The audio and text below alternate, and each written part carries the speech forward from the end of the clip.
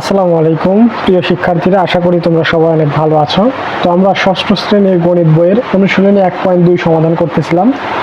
তো গত লেকচার পর্যন্ত আমরা কিন্তু 4 নম্বর পর্যন্ত সমস্যাগুলো সমাধান করেছি। আজকে আমরা 5 নম্বর থেকে এই অনুশীলনী সর্বশেষ অর্থাৎ হচ্ছে 7 নম্বরের সমস্যাটা আছে, সবগুলোকে আমরা সমাধান করাবো ইনশাআল্লাহ। ঠিক আছে, তোমাদের সুবিধার জন্য আমি 5 নম্বর সমস্যাটা খাতায় তুলে নিয়েছি। তো চলো আমরা খাতা থেকে দেখার চেষ্টা করি। এখানে দেখতে পাচ্ছ 5 নম্বরে দেওয়া আছে 5 অঙ্কের ক্ষুদ্রতম সংখ্যা নির্ণয় করো যা 3 দ্বারা বিভাজ্য। তাহলে 5 অঙ্কের ক্ষুদ্রতম সংখ্যা আমাদের নির্ণয় করতে হবে, যেই সংখ্যাটা কিন্তু আবার 3 দ্বারা বিভাজ্য হবে। তো কোন সংখ্যা 3 দ্বারা বিভাজ্য হওয়ার শর্তগুলো কি আমরা পড়েছিলাম। কোন সংখ্যার অঙ্কগুলোর যোগফল যদি 3 দ্বারা বিভাজ্য হয় তাহলে সেই সংখ্যাটা কিন্তু 3 দ্বারা বিভাজ্য হবে। ঠিক আছে, তাহলে দেখো আমরা যদি একটা সংখ্যা লিখি 4, এরপর হচ্ছে 1, এরপর 2। ঠিক আছে, তাহলে এখানে দেখতে পাচ্ছি 412 কিন্তু হয়ে গেল। ঠিক আছে, তাহলে এখন দেখো এই 412 3 দ্বারা হচ্ছে কি বিভাজ্য হবে কিনা এটা আমরা কিভাবে বুঝবো। তাহলে এই অঙ্কগুলোর যোগফল যদি 3 দ্বারা বিভাজ্য হয় তাহলে বুঝবো সেই অঙ্কটা কি 3 দ্বারা বিভাজ্য। তাহলে এখানে দেখতে পাচ্ছি 4 আর 1 যোগ করলে 5, 5 আর 2 যোগ করলে কত হয় 7। তাহলে এই যে 7 যে হলো যোগফল 7, তাহলে এই 7 কিন্তু 3 দ্বারা বিভাজ্য নয়। তার মানে এই 412 সংখ্যাটা কিন্তু 3 দ্বারা বিভাজ্য কিন্তু হবে না। ঠিক আছে, তো অনুরূপভাবে অন্য একটা সংখ্যা যদি আমরা লিখি যে হচ্ছে 4, এরপর লিখলাম আমরা হচ্ছে 2, এরপর লিখলাম আমরা কত, যদি হচ্ছে কি লিখি হচ্ছে কত 3 যদি লিখি তাহলে দেখো 400 কত হয়ে গেল 23 কিন্তু হয়ে গেল 423, এই যে 423 কিন্তু হয়ে গেল। তাহলে এখানে দেখো এই সংখ্যাটা কিন্তু 3 দ্বারা বিভাজ্য, কারণ এই সংখ্যার অঙ্কগুলোর যোগফল কিন্তু 3 দ্বারা বিভাজ্য হবে। কারণ দেখো 4 আর 2 যদি আমরা যোগ করি কত হবে 6, 6 আর 3 যদি যোগ করি কত হবে 9। তার মানে এই 9 যে আমরা পাইলাম অঙ্কগুলোর যোগফল করে, এই 9কে যদি 3 দ্বারা কিন্তু ভাগ করা যাচ্ছে, তার মানে এই 400 হচ্ছে কি 23 সংখ্যাটা কিন্তু হচ্ছে কি 3 দ্বারা বিভাজ্য হবে। তো আশা করি বুঝতে পারছো। তো এখন এখানে বলছে দেখো 5 অঙ্কের ক্ষুদ্রতম সংখ্যা নির্ণয় করো যা 3 দ্বারা বিভাজ্য। তাহলে 5 অঙ্কের ক্ষুদ্রতম সংখ্যাটা কি আমরা লিখি যে 5 অঙ্কের ক্ষুদ্রতম সংখ্যা। তাহলে 5 অঙ্কের ক্ষুদ্রতম সংখ্যাটি কি 1 লিখবো এবং এর সাথে হচ্ছে কি 1 2 3 4টা শূন্য বসাই দেবো। তাহলে এটা কিন্তু 5 অঙ্কের ক্ষুদ্রতম সংখ্যা হয়ে গেল। যদি আমাদের বলে যে হচ্ছে 6 অঙ্কের ক্ষুদ্রতম সংখ্যা বের করো, তাহলে 1 লিখবো, সাথে হচ্ছে কি 5টা শূন্য বসাই দেবো। এগুলো কিন্তু আমরা আগে শিখে এসেছি। ঠিক আছে, তো দেখো 1 লিখে আমরা কি 4টা শূন্য দিলাম, তার মানে এটা হচ্ছে কি 5 অঙ্কের সবচেয়ে ক্ষুদ্রতম সংখ্যা। এর থেকে ছোট কিন্তু 5 অঙ্কের আর কোনো ক্ষুদ্রতম সংখ্যা লেখা যায় না। তো এখন এই 5 অঙ্কের ক্ষুদ্রতম সংখ্যা হতে হবে এবং যা 3 দ্বারা কিন্তু বিভাজ্য হতে হবে। তাহলে আমরা দেখবো 5 অঙ্কের ক্ষুদ্রতম সংখ্যা আমরা আগে লিখলাম, এখন এই সংখ্যাটা 3 দ্বারা বিভাজ্য কিনা এটা আমরা দেখার চেষ্টা করব। তাহলে দেখো এটা আমরা যদি যোগ করি, এই সংখ্যার অঙ্কগুলো যদি আমরা যোগ করি তাহলে দেখো যে এই সংখ্যাটির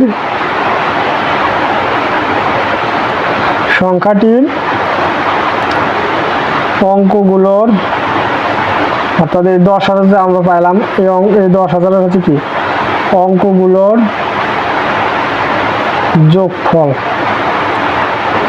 যোগফল। তাহলে কত হবে 1 যোগ 0 যোগ 0 যোগ 0 যোগ 0, আমরা যোগ করে কত পাচ্ছি এখানে 1 পাচ্ছি। ঠিক আছে, তো এখন এই 1 কিন্তু 3 দ্বারা বিভাজ্য নয়, তার মানে এই সংখ্যাটা কিন্তু 3 দ্বারা বিভাজ্য হবে না। ঠিক আছে, তাহলে এই 3 দ্বারা হচ্ছে কি যা হচ্ছে কি 3 দ্বারা হচ্ছে কি বিভাজ্য নয়, এখানে আমরা লিখবো যা হচ্ছে কি 3 দ্বারা বিভাজ্য নয়। 1 সংখ্যাটি 3 দ্বারা বিভাজ্য নয়। ঠিক আছে, তাহলে এই সংখ্যাটি কিন্তু 3 দ্বারা কিন্তু বিভাজ্য নয়।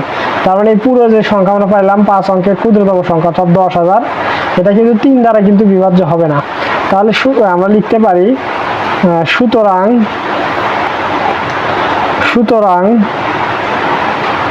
কি লিখবো যে 1 এর পর 3 দ্বারা বিভাজ্য বিভাজ্য সংখ্যাটি হচ্ছে বা হলো কত 3।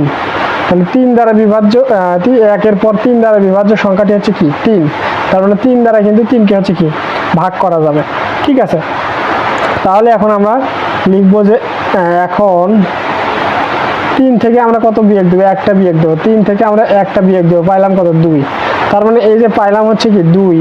তাহলে এই যে 1-এর সাথে এখানে কি আমরা যদি 2 যোগ করে দেই, তার মানে কিন্তু আমরা 5 অঙ্কের হচ্ছে কি ক্ষুদ্রতম সংখ্যা পেয়ে যাবো এবং একই সাথে সেই সংখ্যাটা কিন্তু 3 দ্বারা হচ্ছে কি বিভাজ্য হবে। ঠিক আছে, তাহলে আমরা লিখতে পারি যে হচ্ছে অতএব অঙ্কগুলোর যোগফলের সাথে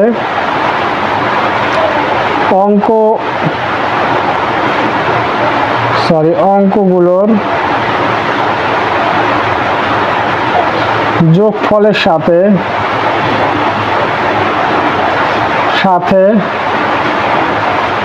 2 যোগ করলে কি হবে, এটা হবে হচ্ছে কি 1 যোগ 2 অর্থাৎ হচ্ছে 3 হবে, যা হচ্ছে কি 3 দ্বারা বিভাজ্য। ঠিক আছে, এটা কিন্তু হচ্ছে কি 3 দ্বারা এখন হচ্ছে কি বিভাজ্য হবে। তাহলে অতএব আমরা লিখতে পারি যে হচ্ছে কি অতএব 3 দ্বারা বিভাজ্য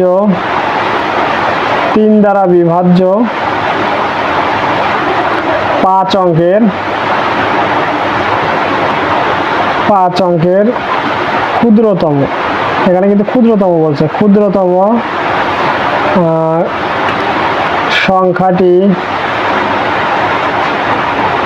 সংখ্যাটি হলো, এখানে তো আমাদের 1 ছিলই, এরপর হচ্ছে আমরা হচ্ছে কি 4টা শূন্য ছিল, আমরা হচ্ছে 3টা শূন্য দিব, এরপর 2 বসায় দিব, তাহলে কি 10,002 হয়ে গেল। তাহলে এই সংখ্যাটি কিন্তু 3 দ্বারা বিভাজ্য, কারণ এই সংখ্যার যে অঙ্কগুলো আছে এগুলো যদি আমরা যোগ করি 1 0 0 0 এগুলো যদি যোগ করি, এরপর যোগ হচ্ছে কত 2, এগুলো যদি আমরা যোগ করি তাহলে কি 2 আর 1 হচ্ছে কত 3। ঠিক আছে, আর 0 যোগ করলে কিন্তু এটা বাড়ে না আমরা জানি, তাহলে 2 আর 1 যোগ করলে পাচ্ছি কত 3। তাহলে এই অঙ্কগুলোর যোগফল হচ্ছে কি 3। তার মানে কি এই পুরো সংখ্যাটা হচ্ছে কি 3 দ্বারা হচ্ছে বিভাজ্য হবে। তো এর মাঝখানে যদি আরো যদি হচ্ছে কি 5টা শূন্য থাকতো কিংবা 10টা শূন্য থাকতো বা হচ্ছে 1000টা যদি শূন্য থাকতো, তবুও কিন্তু এই সংখ্যাটা 3 দ্বারা বিভাজ্য হতো, কারণ হচ্ছে এই সংখ্যার অঙ্কগুলোর যোগফল কিন্তু 3 হচ্ছে, আর 3 যেহেতু হচ্ছে তার মানে কি 3 দ্বারা বিভাজ্য হবে, সেজন্য এই সংখ্যাটা কিন্তু 3 দ্বারা বিভাজ্য হবে। তাহলে ক্ষুদ্রতম সংখ্যাটি কিন্তু হলো হচ্ছে কি 10,002, যেটা হচ্ছে 5 অঙ্কের সবচেয়ে ক্ষুদ্রতম সংখ্যা, যা হচ্ছে কি 3 দ্বারা বিভাজ্য। এটাই কিন্তু আমাদের হচ্ছে কি উত্তর। তো আমি কিন্তু খুব স্লোলি বুঝাচ্ছি যাতে হচ্ছে তোমরা হচ্ছে বেসিক যে বিষয়টা সেটা হচ্ছে বুঝতে পারো। তো তোমাদের অনেকের মনে হতে পারে যে হচ্ছে এই লেখাগুলো অনেক কঠিন, অনেক কিছু লিখতেছে। আসলে তুমি যদি বুঝতে পারো তাহলে কিন্তু খুবই ইজি মনে হবে, একদম তোমার নিজের ভাষার মতো করে ভাষা বুঝাই দিবা। যেখানে অঙ্কগুলোর যোগফল হচ্ছে 1, তো এখানে 3 দ্বারা বিভাজ্য কিন্তু নয়। তার মানে 3 দ্বারা বিভাজ্য হতে হলে কি করতে হবে, আমাদের হচ্ছে কি আর হচ্ছে কি সংখ্যা যোগ করতে হবে, যেটা হচ্ছে কি 3 দ্বারা বিভাজ্য। তাহলে 3 থেকে 1 বিয়োগ দিলে 2, তার মানে 2 যোগ করতে হবে। তোমাদের নিজেদের ভাষা কিন্তু তোমাদের নিজেদের মতো করে দিলেই কিন্তু হয়ে যাবে। ঠিক আছে, তো আশা করি হচ্ছে এই 5 নম্বর সমস্যাটা তোমরা বুঝতে পারছো। তো চলো এখন আমরা 6 নম্বর সমস্যাতে চলে যাই। তাহলে দেখো এখন আমরা হচ্ছে কি 6 নম্বর সমস্যাটা সমাধান করব। এখানে কি বলছে, 7 অঙ্কের বৃহত্তম সংখ্যা নির্ণয় করো, যা হচ্ছে কি 6 দ্বারা হচ্ছে কি বিভাজ্য। তো দেখো তোমাদের সুবিধার জন্য আমি খাতায় তুলে নিয়েছি। তো দেখো 7 অঙ্কের বৃহত্তম সংখ্যা নির্ণয় করো, যা হচ্ছে কি, এখানে আমি লিখতে ভুলে গিয়েছিলাম, পরে লিখছি 6 দ্বারা হচ্ছে কি বিভাজ্য। তাহলে 6 দ্বারা কিন্তু বিভাজ্য। ঠিক আছে, তাহলে 7 অঙ্কের বৃহত্তম সংখ্যা নির্ণয় করতে হবে, যেটা হচ্ছে কি 6 দ্বারা বিভাজ্য।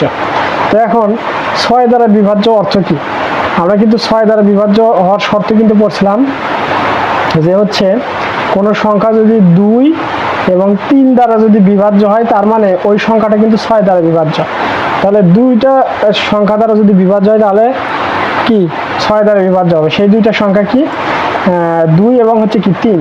তার মানে 2 দ্বারা বিভাজ্য হওয়ার সংখ্যা কি, 2 দ্বারা বিভাজ্য হওয়ার হচ্ছে কি শর্ত কি, কোনো সংখ্যার শেষে যদি 0 অথবা হচ্ছে কি জোড় সংখ্যা থাকে তাহলে সেই সংখ্যাটা 2 দ্বারা বিভাজ্য। আর 3 দ্বারা বিভাজ্য হওয়ার সংখ্যা কি একটু আগে আমরা দেখলাম যে হচ্ছে কোনো সংখ্যার অঙ্কগুলোর যোগফল যদি 3 দ্বারা বিভাজ্য হয় তাহলে সেই সংখ্যাটা হচ্ছে কি 3 দ্বারা বিভাজ্য হবে। ঠিক আছে, তাহলে আমরা আগে 7 অঙ্কের বৃহত্তম সংখ্যা, যেহেতু বলছে যে 7 অঙ্কের বৃহত্তম সংখ্যা নির্ণয় করতে বলছে যা 6 দ্বারা বিভাজ্য, তাহলে আমরা লিখবো এখানে হচ্ছে কি একটু বেশি লেখা আছে সেজন্য আমি লিখে নিয়েছি, তা না হলে কিন্তু লিখতে গেলে অনেক সময় লাগবে এবং বোঝাতে গেলে। ঠিক আছে, তো দেখো সেজন্য আমি লিখে নিয়েছি যে 7 অঙ্কের বৃহত্তম সংখ্যা। তাহলে 7 অঙ্কের বৃহত্তম সংখ্যা কি 7টা 9, 1 2 3 4 5 6 7। তাহলে 7 অঙ্কের বৃহত্তম সংখ্যা হচ্ছে কি 7টা 9। ঠিক আছে, এটা কিন্তু আমরা জানি। তো সংখ্যাটির হচ্ছে কি যোগফল কত হবে? সংখ্যাটির যোগফল হচ্ছে 7টা 9 যদি যোগ করে এভাবে যোগ করলে কত হবে? 63। তো যারা হচ্ছে একটু টেকনিক খাটাবা তারা কিন্তু আরো সহজে পেরে যাবে। সেটা হচ্ছে কি 7টা 9 আছে, তার মানে 9 এর সাথে 7 যদি গুণ করি 7 9 কত হয়? 63। তার মানে কিন্তু 63 হচ্ছে যোগফল। তো এখানে দেখো সংখ্যাটির যোগফল কত? 63। তাহলে এই 63টা কিন্তু হচ্ছে 3 21 63, এটা কিন্তু লেখা যায়, যা হচ্ছে কিন্তু 3 দ্বারা বিভাজ্য। তার মানে এই যে 7 অঙ্কের বৃহত্তম সংখ্যা লিখলাম, এই সংখ্যার অঙ্কগুলোর যোগফল কিন্তু 63। আর এই 63টা কিন্তু হচ্ছে কি 3 দ্বারা বিভাজ্য। 21 দেখো 3 21 কত হয়? 63। তাহলে 3 দ্বারা যেহেতু বিভাজ্য এই সংখ্যার অঙ্কগুলোর যোগফল, তার মানে এই পুরো সংখ্যাটাই কিন্তু 3 দ্বারা বিভাজ্য। ঠিক আছে, আমরা কিন্তু বুঝতে পারলাম। তো এখন কিন্তু সংখ্যাটির একক স্থানীয় অঙ্কে এখন যেহেতু হচ্ছে দেখো আমরা 2 দ্বারা বিভাজ্য কিনা এটা দেখবো। 3 দ্বারা বিভাজ্য তো আমরা পাইলাম এই সংখ্যাটা, কিন্তু সংখ্যাটির একক স্থানীয় অঙ্ক, একক স্থানীয় অঙ্কে কে? যে একক স্থানীয় অঙ্ক হচ্ছে এটা, সবার ডান পাশে যেটা, এইটা। তো একক স্থানীয় অঙ্কে কি একক স্থানীয় অঙ্কটি হচ্ছে কি 0 অথবা জোড় সংখ্যা না থাকায় সংখ্যাটি 2 দ্বারা বিভাজ্য হবে না বা 2 দ্বারা বিভাজ্য নয়। তো জোড় সংখ্যাগুলো কি কি? 2 4 6 8। ঠিক আছে, এবং হচ্ছে কি এখানে 0 অথবা যদি জোড় সংখ্যা থাকে তাহলে সেই সংখ্যাটা হচ্ছে কি 2 দ্বারা বিভাজ্য হবে। কিন্তু এখানে দেখতে পাচ্ছি এটা হচ্ছে কি বেজোড় সংখ্যা নয়। তো এখানে সেটাই বলছে যে কিন্তু সংখ্যাটির একক স্থানীয় অঙ্কটি 0 অথবা জোড় সংখ্যা না হয় সংখ্যাটি 2 দ্বারা হচ্ছে কি বিভাজ্য নয়। তার মানে সংখ্যাটি 3 দ্বারা বিভাজ্য এইটা, কিন্তু 2 দ্বারা বিভাজ্য নয়। তো একটা দ্বারা বিভাজ্য আরেকটা দ্বারা বিভাজ্য নয়, তাহলে কিন্তু 6 দ্বারা বিভাজ্য হবে না। 6 দ্বারা বিভাজ্য হতে হলে 2 দ্বারা বিভাজ্য হতে হবে, 3 দ্বারা বিভাজ্য হতে হবে। তো এখন আমাদের দেখলাম 3 দ্বারা বিভাজ্য কিন্তু 2 দ্বারা বিভাজ্য নয়। তো এখন আমাদের কি করতে হবে? একটু কাজ করতে হবে। সেটা হচ্ছে কি, যেহেতু এই সংখ্যাটি অর্থাৎ 7টা 9 সংখ্যাটি 3 দ্বারা বিভাজ্য কিন্তু 2 দ্বারা বিভাজ্য নয়, যেটা আমি বললাম। সুতরাং এই সংখ্যাটি 6 দ্বারাও কিন্তু বিভাজ্য হবে না, যেটা আমি একটু আগে তোমাদেরকে বললাম। ঠিক আছে, তো এখন আমরা কি করব? এই সংখ্যাটি হচ্ছে কি থেকে 3 বিয়োগ করলে কত হবে? যেহেতু বৃহত্তম সংখ্যা বের করতে বলছে 7 অঙ্কে, তাহলে এখান থেকে আমরা খুব কম বিয়োগ করবো, অর্থাৎ 3 বিয়োগ করবো। 3 বিয়োগ করলে সংখ্যাটি কত হয়? এই যে দেখো 3 বিয়োগ করলে এখানে আমরা কত পাচ্ছি? এখানে আমরা পাচ্ছি হচ্ছে কি 6 পাচ্ছি। 9 থেকে 3 বিয়োগ করলে 6 এবং হচ্ছে বাকি 6টা 9 কিন্তু ঠিক আছে। ঠিক আছে, তাহলে এখানে দেখো আমরা পাচ্ছি কত?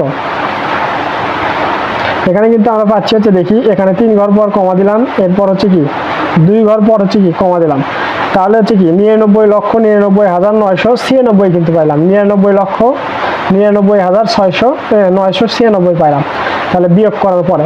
তো এখন আমরা দেখবো 3 বিয়োগ করার পর এই সংখ্যাটা হচ্ছে কি 2 এবং 3 দ্বারা বিভাজ্য কিনা। যদি হয় তাহলে সংখ্যাটা কিন্তু 6 দ্বারা বিভাজ্য হবে। তাহলে এখন আমরা দেখি প্রথমে 2 দ্বারা বিভাজ্য কিনা। তাহলে সংখ্যাটির একক স্থানীয় অঙ্ক, একক স্থানীয় অঙ্ক মানে কি? এটা প্রথমে 6। তো একক স্থানীয় অঙ্ক 6 অর্থাৎ জোড় সংখ্যা হয় সংখ্যাটি হচ্ছে কিন্তু 2 দ্বারা বিভাজ্য। একক স্থানীয় অঙ্কে কি 6 আছে, তার মানে এটা হচ্ছে জোড়। তো কোনো সংখ্যার একক স্থানীয় অঙ্কে যদি জোড় সংখ্যা থাকে বা শূন্য থাকে তাহলে সেই সংখ্যাটি পুরো সংখ্যাটি 2 দ্বারা বিভাজ্য। তো এখানে দেখতে পাচ্ছি বিয়োগ করার পরে 3 দ্বারা বিয়োগ করার পরে এখানে 6 আছে, যেটা হচ্ছে কি একটা হচ্ছে জোড় সংখ্যা। তো জোড় সংখ্যা হওয়ার কারণে এই পুরো সংখ্যাটা কিন্তু 2 দ্বারা বিভাজ্য হবে। তো আমরা দেখলাম এই সংখ্যাটি 2 দ্বারা বিভাজ্য পুরোটাই। এখন আমরা দেখব 3 দ্বারা বিভাজ্য কিনা। যদি 3 দ্বারা বিভাজ্য হয় তাহলে পুরো সংখ্যাটা হচ্ছে কি 6 দ্বারা বিভাজ্য হবে, কারণ 2 এবং 3 দ্বারা বিভাজ্য হচ্ছে যেহেতু। তো এখন দেখি 3 দ্বারা বিভাজ্য কিনা। আবার এই যে দেখো 99,99,996 সংখ্যাটির অঙ্কগুলোর যোগফল আমরা যোগ যদি করি তাহলে এই যোগ করলে আসে কত? 60 কিন্তু আসে। যোগ করলে আসে কত? 60। তোমরা যোগ করে দেখে নিবা। তাহলে এই যে অঙ্কগুলো 9 এরপর 9 এরপর 9 এভাবে কি যোগ করলাম, শেষে 6 যোগ করলাম, এই অঙ্কগুলো যোগ করে পেলাম 60। অর্থাৎ এই 60 কিন্তু 3 দ্বারা বিভাজ্য। যেমন হচ্ছে আমরা 3 বিষম বলতে পারি 60। ঠিক আছে, তার মানে এই 7 অঙ্কের সর্বপ্রথম যে বৃহত্তম সংখ্যা লিখলাম এখান থেকে 3 বিয়োগ করার ফলে এই সংখ্যাটি 2 দ্বারা বিভাজ্য হচ্ছে, আবার এই সংখ্যাটি কিন্তু 3 দ্বারা বিভাজ্য হচ্ছে। তার মানে অতএব আমরা লিখতে পারি 99,99,996 সংখ্যাটি 6 দ্বারা বিভাজ্য। তাহলে আমরা লিখবো সুতরাং 6 দ্বারা বিভাজ্য 7 অঙ্কের বৃহত্তম সংখ্যাটি হচ্ছে কত? 99,99,999। তো আশা করি এইটা হচ্ছে তোমরা খুব ভালোভাবে বুঝতে পারছো। তো আমি লিখে নিলাম, কারণ অনেক লেখা, এটা যদি হচ্ছে কি লিখে লিখে করাতে যায় তাহলে কিন্তু সময়টা অনেক হচ্ছে কি বেশি লেগে যাবে। ঠিক আছে, তোমরা হচ্ছে কি এখানে দেখে দেখে নোটটা তুলে নিবা। তো আশা করি তোমরা সবাই হচ্ছে কি এটা বুঝতে পারছো। তো চলো এখন আমরা পরবর্তী যে সমস্যাটা আছে সেই পরবর্তী সমস্যাতে চলে যাই। এরপর দেখো আমরা হচ্ছে পরবর্তী অর্থাৎ এই অনুশীলনীর একদম সর্বশেষ যে সমস্যাটা আছে 7 নম্বর, এখানে চলে আসলাম। এখানে বলছে 3, 0, 5, 2, 7 এই অঙ্কগুলো দ্বারা গঠিত কি হবে? বৃহত্তম এখানে একটু মিস্টেক করছি। এই অঙ্কগুলো দ্বারা গঠিত বৃহত্তম সংখ্যা 4 এবং 5 দ্বারা বিভাজ্য কিনা তা আমাদের হচ্ছে কি নির্ণয় করতে বলছে।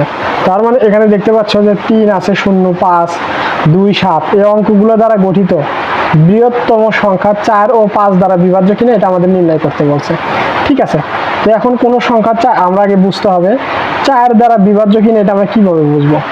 তাহলে একটা সংখ্যা 4 দ্বারা বিভাজ্য কিনা এটা বুঝতে হলে কোন সংখ্যার একক এবং দশক স্থানীয় অঙ্ক দ্বারা গঠিত সংখ্যা যদি 4 দ্বারা বিভাজ্য হয় তাহলে সেই সংখ্যাটা হচ্ছে কি 4 দ্বারা বিভাজ্য হবে।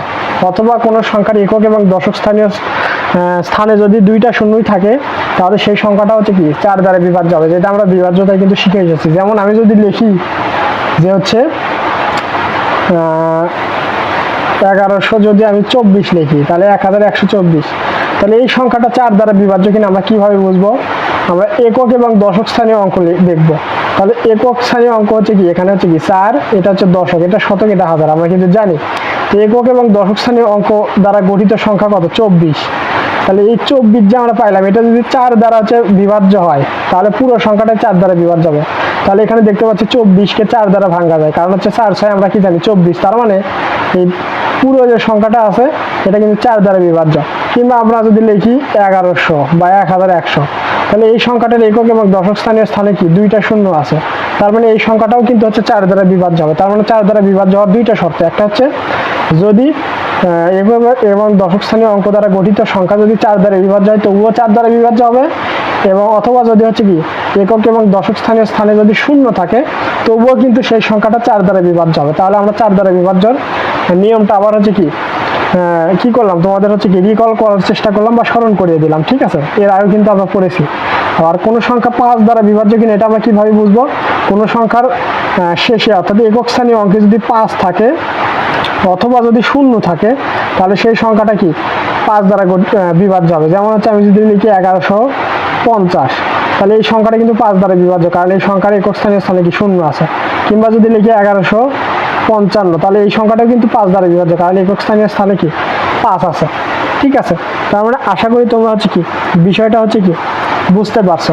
তো এখন দেখো আমরা কি করবো, এই সংখ্যাগুলো দ্বারা এই অঙ্কগুলো দ্বারা কি আমরা বৃহত্তম সংখ্যা নির্ণয় করবো আগে। ঠিক আছে, তাহলে আমরা সমাধানে আগে লিখি যে হচ্ছে কি সমাধান। তোমাদের বিষয়টাকে বুঝালাম যাতে তোমাদের হচ্ছে কি অনেক ইজি লাগে ম্যাথটা। তো দেখো এই যে 3, 0, 5, 2, 7 অঙ্কগুলো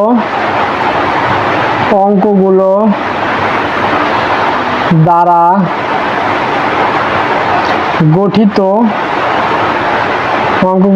গঠিত বৃহত্তম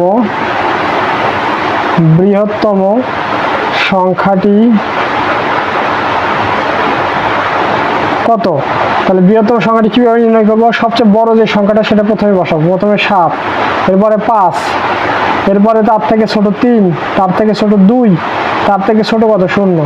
তাহলে এইভাবে যদি বড় থেকে ছোট ক্রমে সাজাই তাহলে কি বড় থেকে ছোট দিকে সাজায় তাহলে কি বৃহত্তম সংখ্যাটা তৈরি হয়ে গেল। তাহলে এই যে 3, 0, 5, 2, 7 এই অঙ্কগুলো দ্বারা গঠিত বৃহত্তম সংখ্যাটি কত? 75,320 কিন্তু আমরা পাইলাম। ঠিক আছে, তো এখন এই সংখ্যাটা 4 এবং 5 দ্বারা বিভাজ্য কিনা আমাদের এটা কি নির্ণয় করতে বলছে। তাহলে প্রথমে আমরা দেখবো যে এই সংখ্যাটা 4 দ্বারা বিভাজ্য কিনা। ঠিক আছে, তাহলে 4 দ্বারা বিভাজ্য শর্ত আমরা দেখি যে এখানে 75,320 সংখ্যাটির একক এবং দশক। একক এবং দশক স্থানীয় অঙ্কে একক এবং দশক স্থানীয় অঙ্ক দ্বারা গঠিত সংখ্যা কত? একক এবং দশক স্থানীয় অঙ্ক দ্বারা গঠিত সংখ্যা কত? 20। ঠিক আছে, যা হচ্ছে কি, যা 4 দ্বারা বিভাজ্য। ঠিক আছে, যা হচ্ছে কি 4 দ্বারা বিভাজ্য, কারণ আমরা জানি 4 বাসা কত হয়? 20। তার মানে একক এবং দশক স্থানীয় অঙ্ক দ্বারা গঠিত সংখ্যা হচ্ছে 20। এই 20 কি 4 দ্বারা বিভাজ্য। তাহলে আমরা বলতে পারি যে হচ্ছে কি, অতএব সংখ্যাটি 4 দ্বারা কি হবে? বিভাজ্য হবে, অর্থাৎ 4 দ্বারা বিভাজ্য। ঠিক আছে, আবার আমরা 4 দ্বারা বিভাজ্য এটা দেখলাম, এখন আমরা দেখব এই সংখ্যাটি 5 দ্বারা বিভাজ্য কিনা। তাহলে আমরা লিখি যে আবার ৭৫,৩২০ সংখ্যাটির কি আছে? একক স্থানীয়